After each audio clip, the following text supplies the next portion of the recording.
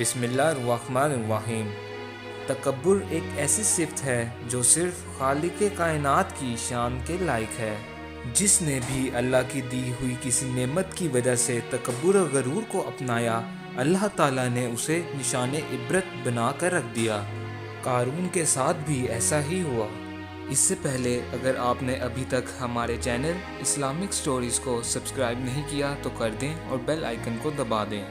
قتادہ رحمۃ اللہ علیہ بیان کرتے ہیں کہ قارون حضرت موسیٰ علیہ السلام کا چچا زاد تھا۔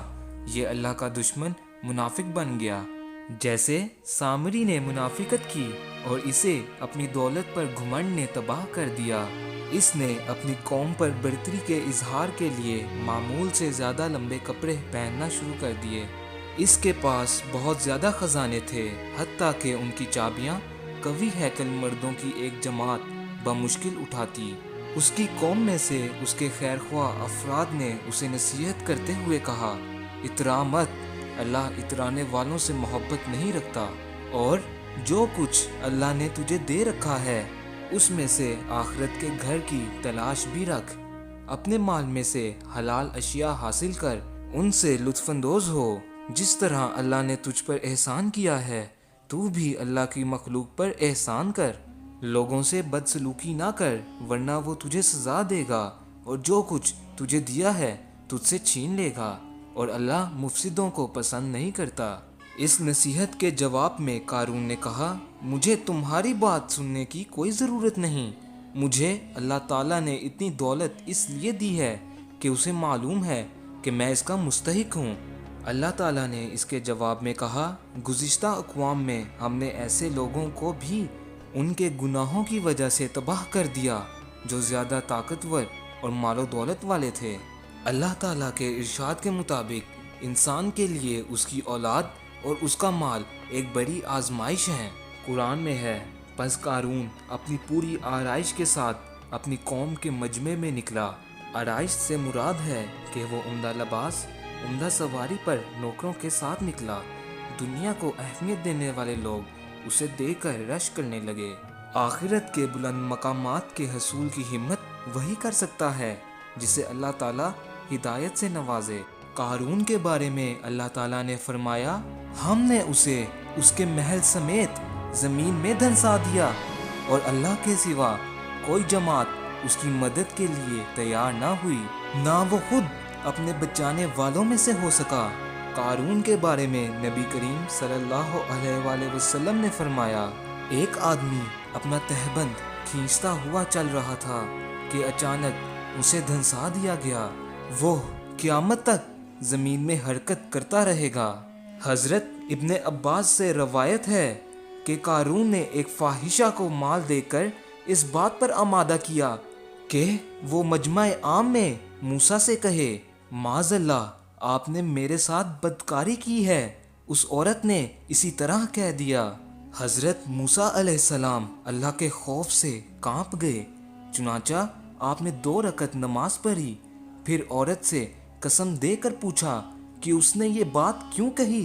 اس عورت نے توبہ و استغفار کرتے ہوئے کہا، مجھے قارون نے اس بات پر آمادہ کیا تھا۔ اس وقت موسیٰ علیہ السلام سجدے میں گر گئے اور قارون کے لیے بددعا کی، اور قارون آنے والے لوگوں کے لیے عبرت کا نشان بن گیا۔ بعض علماء بیان کرتے ہیں کہ قارون پوری سج دھج سے نکلا۔ جب وہ موسیٰ علیہ السلام کے پاس سے گزرا تو آپ علیہ السلام لوگوں سے خطاب کر رہے تھے۔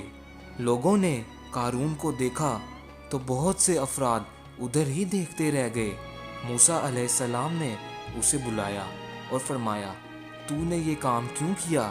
قارون نے موسیٰ علیہ السلام سے کہا، موسیٰ، اگر آپ کو مجھ پر نبوت کی وجہ سے فضیلت حاصل ہے تو میں مال کی وجہ سے آپ سے افضل ہوں۔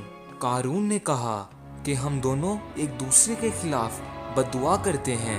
قارون نے بددعا کی، اس کی بددعا قبول نہ ہوئی، مگر آپ علیہ السلام کی بددعا قبول ہوئی، اور وہ زمین میں دولت سمیت دھنس گیا اور آنے والے لوگوں کے لیے عبرت کا نشان بن گیا۔ قرآن پاک میں سورہ طارق میں ارشاد ہے، لہٰذا نہ ہوگا اس کے پاس کچھ زور اور نہ کوئی مددگار۔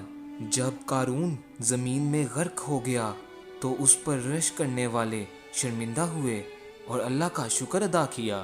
اللہ تعالیٰ کا ارشاد ہے، جو زمین میں اونچائی، بڑائی اور فخر نہیں کرتے، نہ فساد کی چاہت رکھتے ہیں، پرہیزگاروں کے لیے نہایت عمدہ انجام ہے۔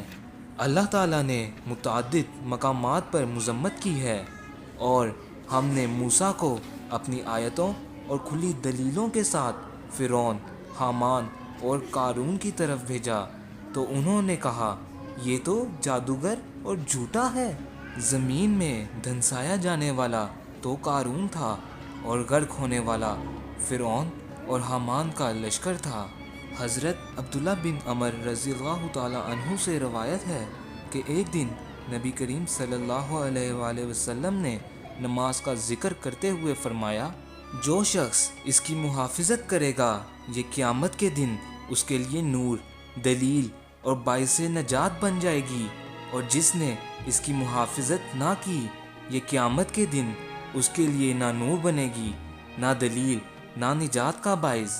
وہ شخص قیامت کے دن قارون، فرعون، حامان اور ابی بن خلف کے ساتھ ہوگا۔ یہ تھی ہماری آج کی ویڈیو۔ امید کرتا ہوں آپ کو پسند آئی ہوگی۔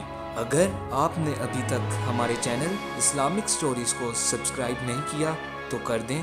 اگلی ویڈیو میں مزید اسلامی تعلیمات کے ساتھ حاضر ہوں گے۔ تب تک کے لیے اللہ حافظ۔